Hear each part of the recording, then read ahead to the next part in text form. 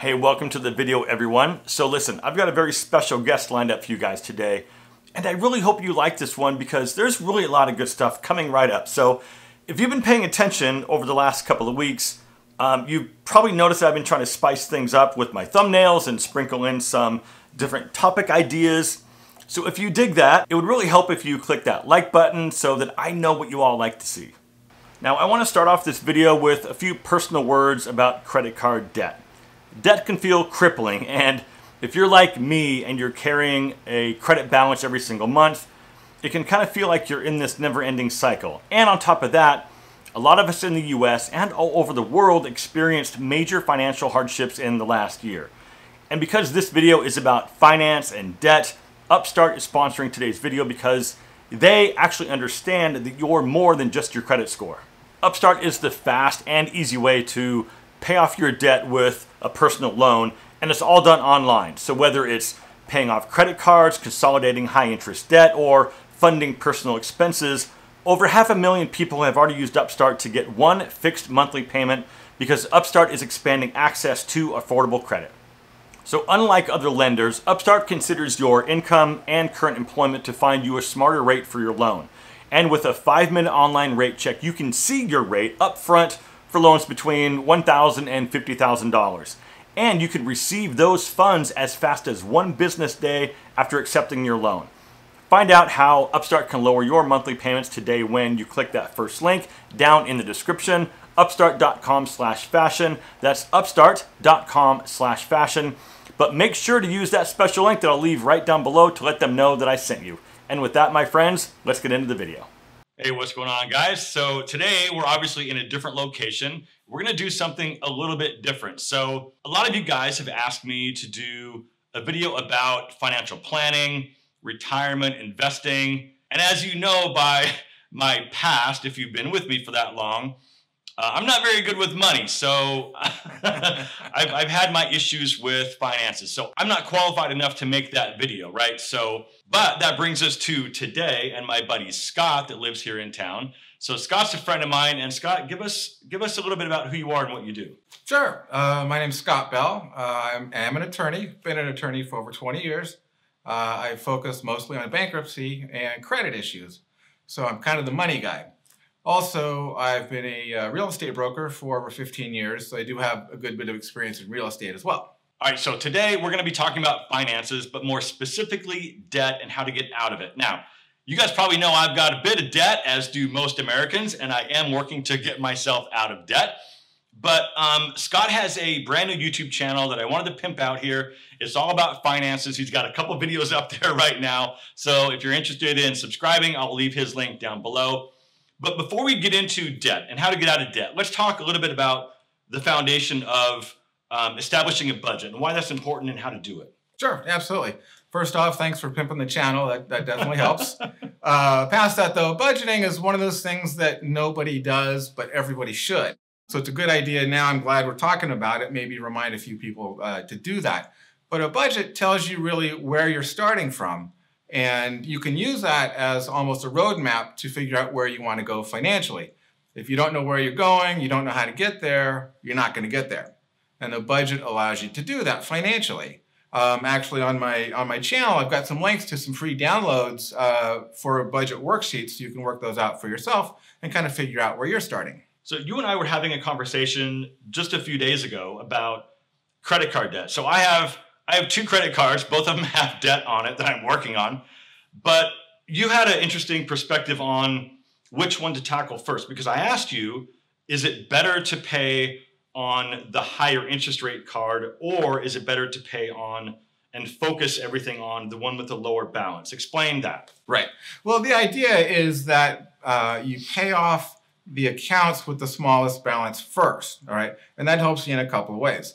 One is that it helps you kind of mentally and psychologically realize and show that you are making progress. So you know in your mind you're doing something, getting things done. Right. The second part of that, though, is as you're paying off these balances, then you have more accounts with a zero balance, and that helps your FICO score.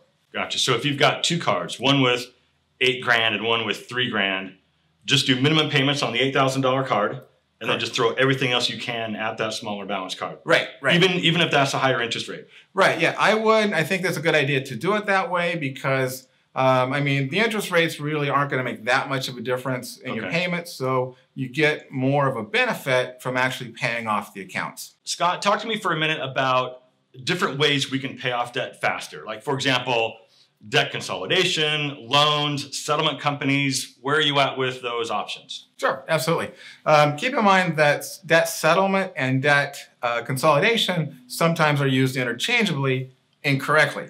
People get kind of confused by the terms, so it's a good idea to talk about that. Okay, sure. Debt settlement companies, what they do is they take your money, they hold on to it, they contact your creditors, or at least your creditors who are willing to work with them, and then make offers on your debt to hopefully pay off less than what you owe. That's a settlement company. Okay. Consolidation company actually lends you money to pay off your debts, and then you pay the consolidation company back basically as one payment instead of paying a bunch of little payments to your creditors. Gotcha. Okay. Now, kind of big picture stuff, I'm of the opinion that settlement companies really aren't helpful most of the time. And in fact, they do a lot more damage than good. In what way? How's that? Well, there are several things. One, as I kind of mentioned, credit card companies have to be willing to deal with the settlement company. A lot of them don't. All right. And so if you have a settlement company working on your behalf, trying to settle your debts, but if half of your credit companies don't deal with the settlement company, then they're not really doing you much good. Gotcha. Second of all, I don't like their advertising practices. I don't want to be told that, hey, we have some secret that the credit card companies don't want you to know. Right. Or you have the right to settle your debt. Well, of course you do. You know, and to try and sell me that's something you provide that nobody else can, or I can't do it myself, I think is a little disingenuous. Gotcha. Past that, the other thing I don't really like about settlement companies is that they take your money, they take your debt, and they set you up on a monthly payment plan to the settlement company. You pay that every month. And they tell you not to pay your credit cards or not to pay your debts, which, of course, damages your credit. All right. Oh. And two, it jacks up your late fees and costs. Of course. And they tell you to do that because a credit card company is not going to deal with them and not going to settle if you're making your payments. They have no incentive to. Right. So the settlement company tells you to not pay. Oh, gosh. Okay. Now, yeah, I had no idea that that's how that works. What about loan options? So could you take out a big loan or get a loan, slam it all on your debt and just wipe everything out and then just pay on that? Right. You can, and that's the idea of debt consolidation. The company will loan you money, you pay off your debt, and instead of making payments to the credit card companies, you're paying the consolidation company. Gotcha. And like anything else in finances, there are some good companies, there are some bad companies. I have no problem with them, and there are, in fact, some very good debt consolidation companies. One thing you as a consumer definitely want to look for is lower interest rates, right. And you want to make sure that if you're able to and you can pay off the consolidation loan early, they're not going to penalize you for that. Gotcha. That's good. Yeah, because if you've got 24% on cards and you can get a loan to just get rid of everything for 16% or 15%, then obviously that's the better way to go. Absolutely. So Scott, talk to me about emergency funds. Like let's talk about that for just a second, because look, if 2020 taught us anything, it's that money is not guaranteed, right? So yep. I have an emergency fund. I'm sure you have an emergency fund.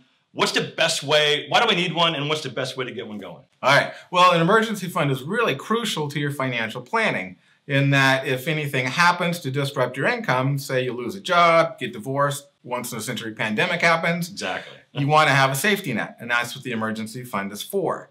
The best way to get started is after you've paid your minimum payments, like we talked about earlier on your debts, as well as your necessaries, food, rent, gas, that kind of thing, right. Is instead of throwing any extra money at the smallest account like we talked about earlier, put that in the emergency fund. Build up the emergency fund. Does a couple things. It prioritizes the emergency fund so you can get some money in there as soon as possible.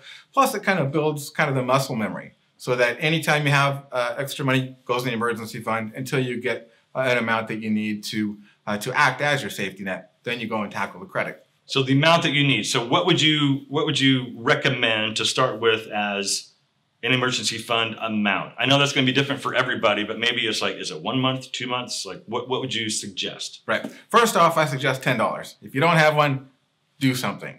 Get started. $10, yeah. Whatever. Then build up. Build 100.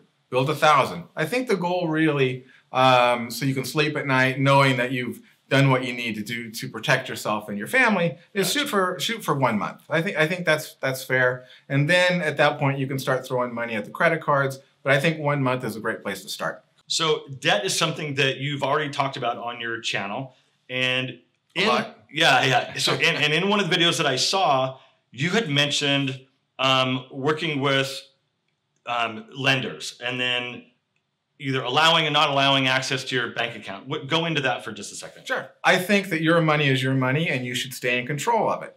Okay. And by giving creditors access to your bank account to do like a withdrawal or that kind of thing. Oh, right. Okay. Gives up that control, and you're hoping that the creditor does the right thing and doesn't take more than they should, or doesn't take more times than you agree. Unfortunately, in my 20 years of bankruptcy law, I've seen more than I like to admit of clients who've come in and said, oh yeah, I talked to such and such creditor and they were going to take $100. Next thing I know, I've got $1,000 missing out of my account. Oh my God. Right. And we want to make sure that as your money, you're in control of it. So what happens if somebody is really in trouble and they just can't pay their minimum payments? They can't pay their debts at all. What does that look like for this person? Right. Well, the question is really what can happen to you if you can't make your payments. Right. All right. That may be one way to look at it. And the ways that credit card companies have to actually collect can actually be pretty draconian or pretty odious. The main thing is that they can sue you. Okay. The process itself of suing someone takes several months if the creditor even decides to sue you. Okay. But it is common. It does happen all the time.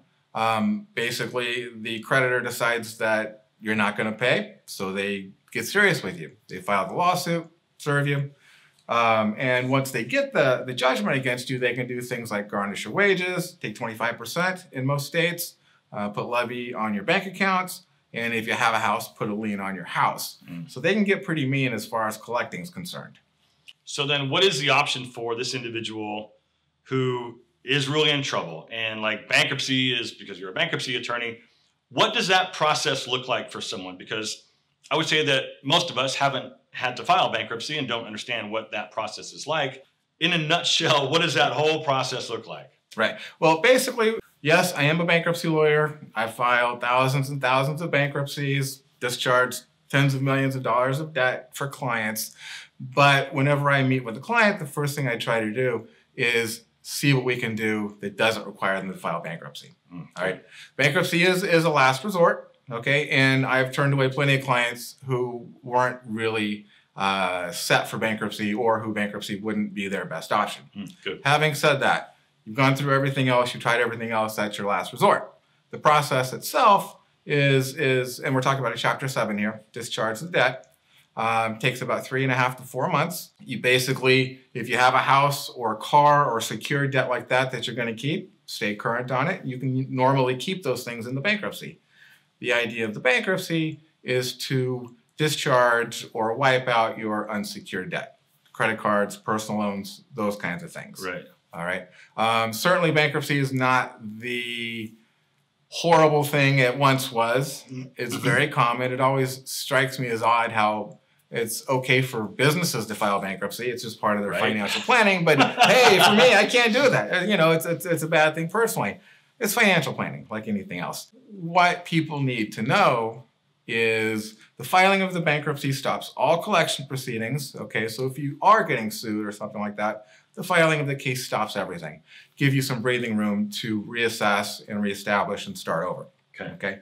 Once it's over, yes, your credit does take a hit. For most people, they already have bad credit when they come to the realization that they have to file bankruptcy because they've been missing payments. Right. So it's not really going to get any worse. The beauty of it is, though, that once the case is over, the debt's wiped out, your income is your income. That's your money to live on and reestablish yourself financially for you and your family. Once your case is over, your credit does get better, especially if you have a house or a car that you're going to stay current on and make the payments on. And for most people, even if you don't have a house, 2 years after your case is discharged, FHA rules say you can get a normal FHA loan for a house, normal interest rate, normal down payment, as if the bankruptcy never happened. Oh, that's interesting. That's interesting. So let me ask you this, because we were just talking about this off camera a second ago. This is primarily a style channel, so we're talking about finances here. And there are several reasons for that, because retirement, finances, investing, all of these things impact this demographic of men in their 40s and beyond. But you had an interesting perspective on when I asked you, like when we were talking about why is John, the style guy, doing a video about finances? And you said... Well, like we talked about, like I mentioned, few things are sexier than a man who has his financial stuff in order. Exactly, exactly. So we talk about women and dating and, you know, what women look for in a man and attracting younger women, all of these things. And it always comes back to, you know, in the comments, well, women are only looking for a guy with a fat wallet. But that's not necessarily the case. A lot of women just want a guy that pretty much just has his shit together. And that's why I'm making this video, but I'm not making it myself. I'm making it with the help of an expert. So if you like this video, please tap that thumbs up button to let me know. And as always, thank you very much for watching. Live well, and I'll see you in the next one.